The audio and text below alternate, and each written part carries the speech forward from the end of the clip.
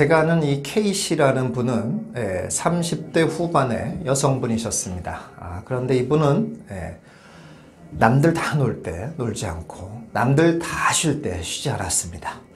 그리고 뭘 했겠습니까? 오직 부동산에 열심히 몰두를 하셨습니다. 공부 열심히 하는 거죠.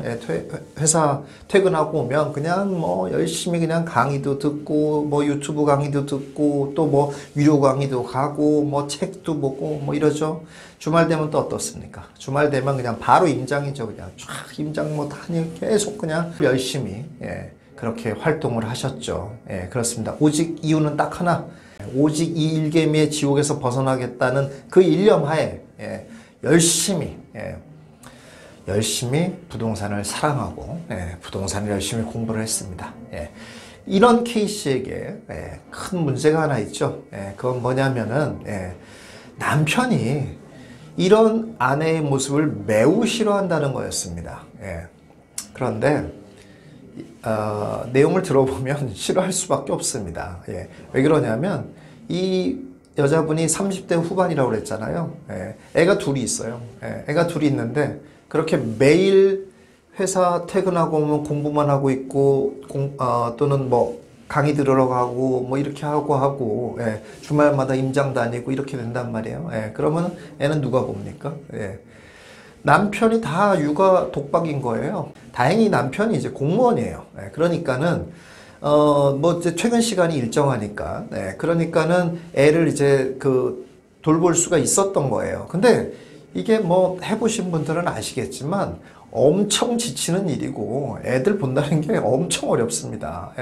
그러니까 짜증이 이제 머리끝까지 오르는 거죠.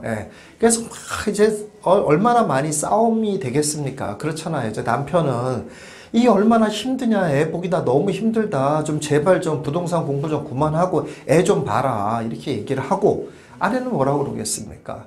조금만 좀 참자. 우리가 내가 뭐 나 혼자 잘 먹고 잘 살려고 이런 짓 하고 있는 거냐, 뭐 좀 여기서 우리가 이 환경에서 좀 벗어나야 되지 않겠냐.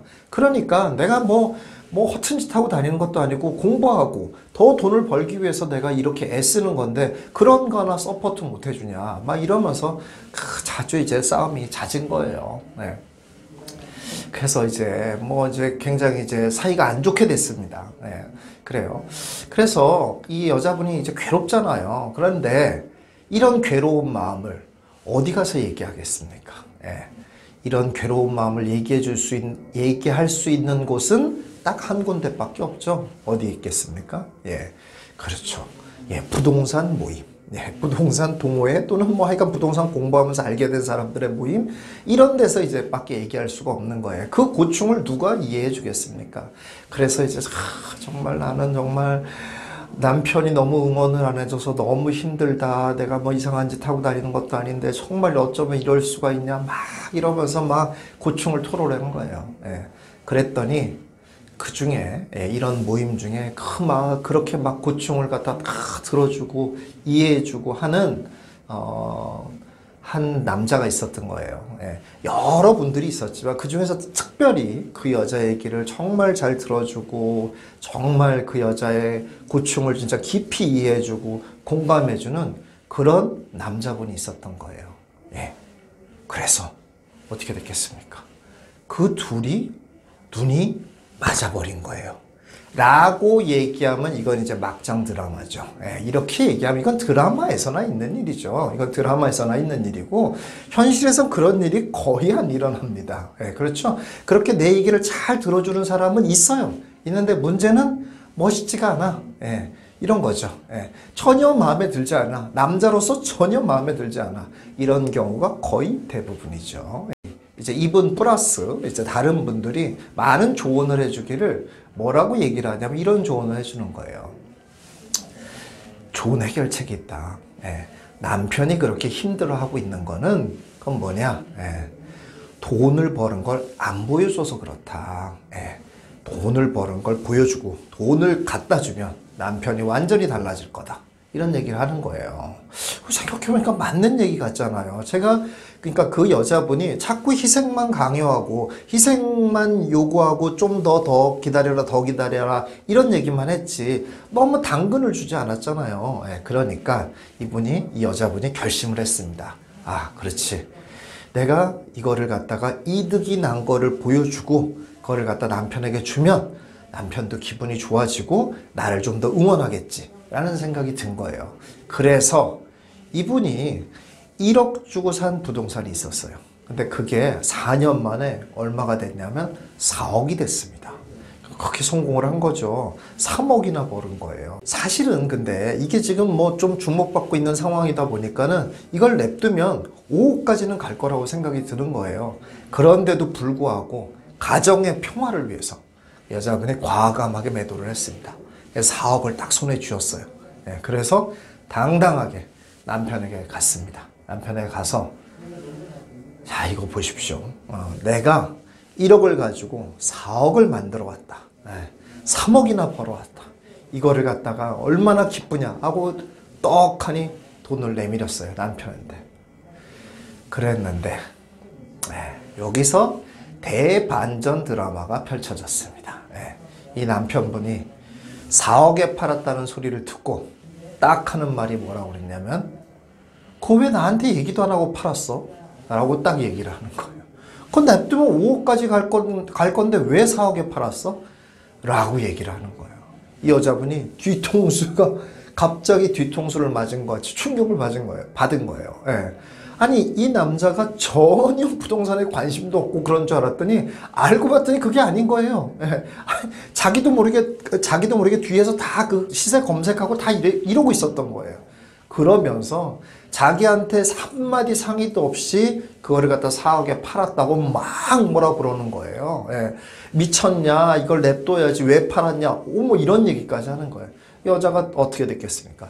돌아버리는 거죠. 이제 화가 나는 거죠. 왜 그러냐면은 이제 아니, 나를 뭐 부동산한테 응원해 준 적도 없고, 응원해 준 적도 없고, 맨날 구박만 하고, 그래서 그 부동산 사는데 한 번 같이 가준 적도 없고, 한 번 같이 고민한 적도 없고, 그런 사람이 이제 와서 그거 팔았다고 난리를 치냐, 막 이러면서 뭐 화를 낸 거죠. 그럼 남편은 또 뭐라고 그러겠습니까? 아니, 그러면 뭐 애들은 그냥 냅두면 먹이기만 하면 막 크는 줄 알아? 막 얘기할 거 아니에요. 그쵸? 애들 막 이렇게 크고 이렇게 하는데 내가 얼마나 고생했는 줄 알아?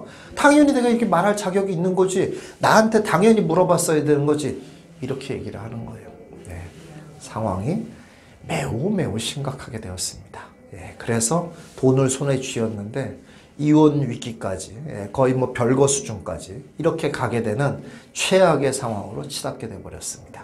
이건 좀 딴 얘기인데요. 제가 그래서 사실은 저희 회원들한테 꼭 이런 질문을 합니다. 뭐라고 이런 질문을 하냐면은 뭐 여자분 같으면은 남편분이 좀 이렇게 잘 응원을 해주십니까? 남편분이 이렇게 공부하는 거 잘 서포트를 해주십니까? 또 남자분한테는 여자분, 그러니까 아내분이 잘 해주십니까? 이런 걸 꼭 물어봐요. 그럼 왜 그러냐면 이게 가족에게 지지를 받으면서 공부를 하고 있는 건지 가족의 반대를 무릅쓰고 공부하는 건지 매우 중요하거든요. 그래서 물어봐요.